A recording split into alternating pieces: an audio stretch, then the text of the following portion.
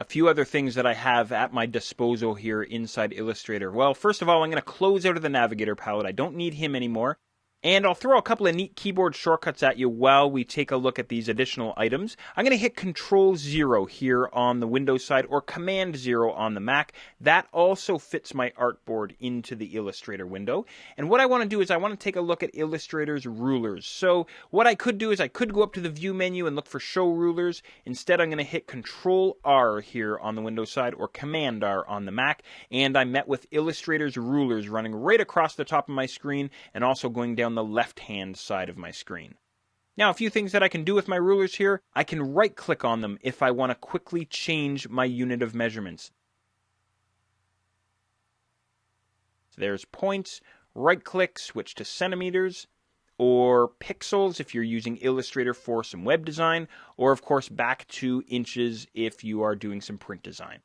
The other thing that I can do with my rulers is I could bring my cursor right up into the top left corner where the two rulers meet, and I can click and drag out, and this resets the 0 point for my rulers. You can see the 0 point is set there for both my horizontal and vertical rulers right up in the top left corner of my page, or I could drop that 0 point wherever I want inside my Illustrator window. As a matter of fact, you can even double click in that top corner there if you want to reset your rulers as well. Now, Illustrator also has something called guides. What are guides? Well, guides are non-printing lines that you can use to help lay out your artwork. You might know about guides from some of your other programs. They're very easy to work with. To create some guides, all I do is I bring my cursor inside either my horizontal or vertical ruler, inside that little white space there, and simply click and drag down. And that creates for me this guide that now runs right across my screen. And I can drag out as many guides as I need. Drop them all out here. Pull some out from the other side there.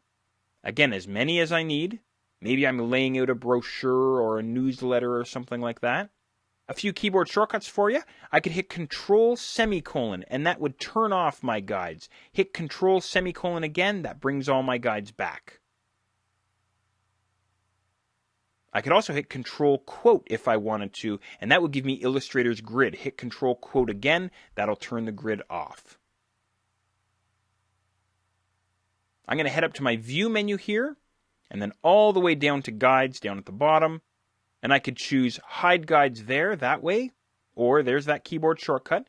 I can also unlock my guides. Maybe I want to move them around a little bit. So I'm going to unlock my guides here, and then I'll hit the V key on my keyboard, and now I can actually drag my guides around inside my artwork if I like. I can even right-click on them here and lock them down again. Or if I wanted to, I could go back to the View menu, down to Guides, and I'll choose Clear Guides. Get rid of them all.